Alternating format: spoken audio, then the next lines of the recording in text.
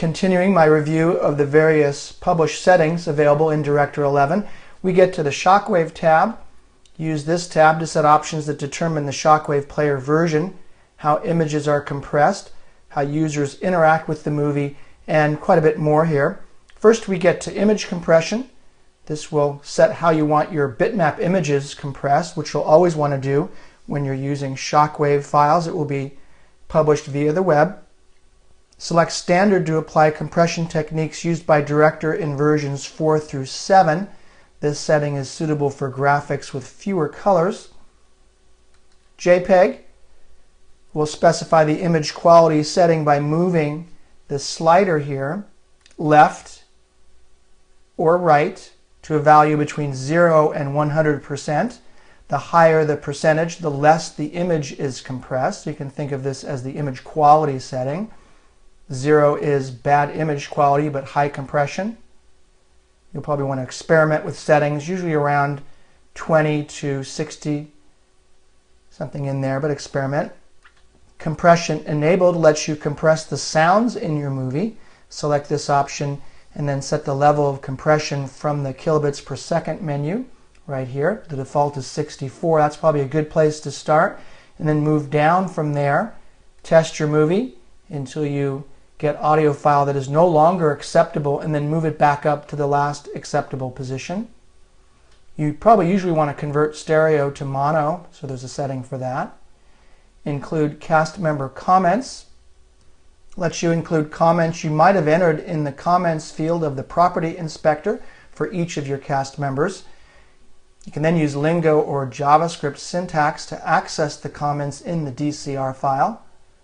Next we have Allow Movie Scaling.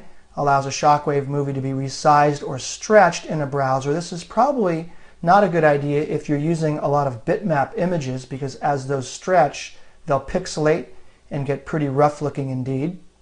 However, if you're using a lot of Director vector graphics, that's a good option, because those vector graphics that you create here in the Tools palette will scale without distortion. Transport control is next. This provides controls for rewinding, stopping, and stepping through the movie, usually a good idea. And then volume control lets users adjust the volume of the movie's soundtrack, always a good idea that.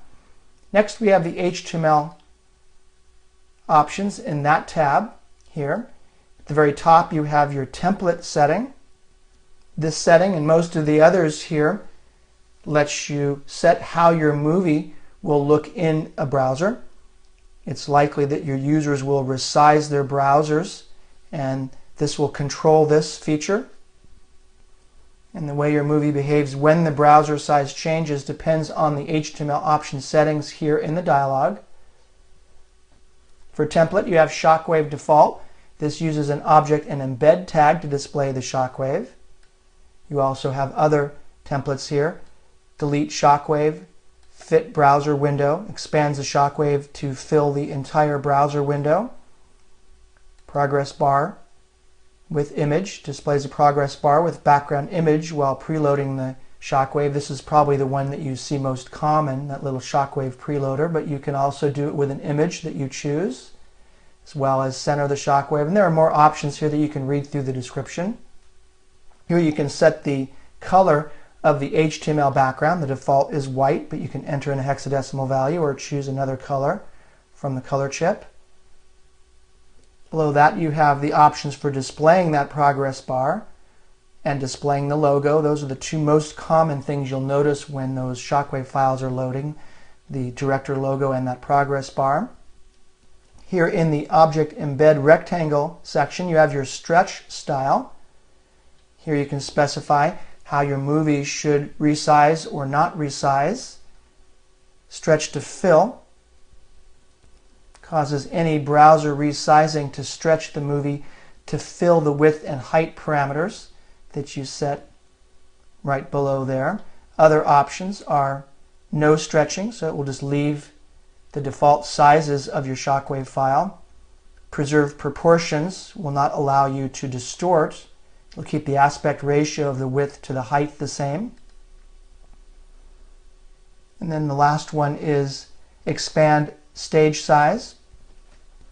will actually expand that stage size to fit your dimension setting right below there. Notice you also have stretch positions here for horizontal alignment and vertical alignment. The options are left, center, and right. This is another one of those settings where it's probably best to experiment with different options here, see how it turns out, preview in the browser. Also be sure to publish the file and then open it in a browser to see the effect of these various sizing settings here. I find that all of these settings here for changing or not changing the size of the movie depending on the browser and what's going on with the browser a little bit tricky, hard to explain, probably better to demonstrate. But for the sake of time, I recommend that you experiment with these. Each Director project probably requires its own settings to get the optimal user experience for that particular project.